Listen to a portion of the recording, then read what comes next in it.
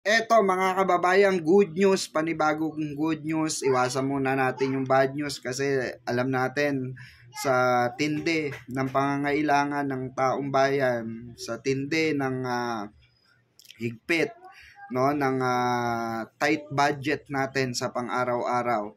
Naglungsad po ang ating mahal na Pangulo ng libreng sakay, libreng sakay sa panahon ng uwian. Panahon ng uwian. Ayan po, ayan, nakikita nyo dyan, no? MRT3, LRT1, at LRT2. Okay? Free rides po ngayong weekend, mga kababayan.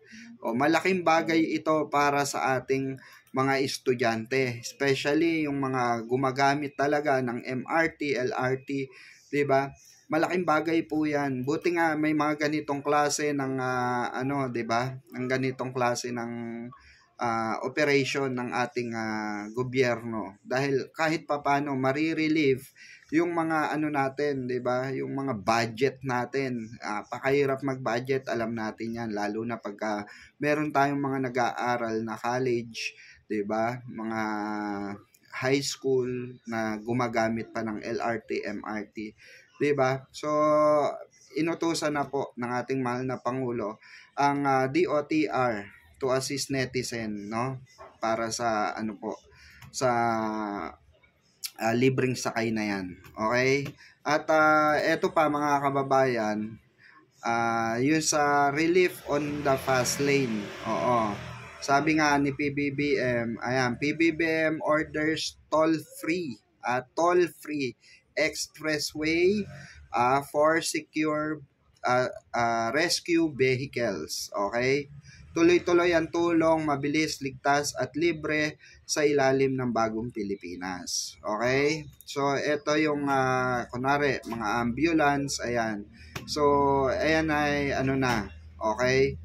May pass lane at toll-free na po yan. Okay? So, ito yung mga bagay na malaking sa atin to, malaking tulong, 'di ba? Tapos meron pa tayong libre sa bus, libreng sakay sa bus. Eto po, ayan, nakikita nyo dyan. Monday, November 10, 2025. Quiapo hanggang Fairview, Quezon City. Quiapo hanggang Angono Rizal, Loton hanggang Alabang, Muntinlupa City. Roas Boulevard hanggang Sucat, Parañaque. Taft Avenue hanggang Cubao, Quezon City. Ay libreng sakay po sa darating na November 10. Okay? Nung nagdaang November 10, 'di ba? So malaking bagay ito mga kababayan. Malaking bagay 'yan na nagkaroon ng ganyang 'di ba? Protocol ang ating mahal na Pangulo pagdating sa UNOS, 'di ba? Napakalaking bagay.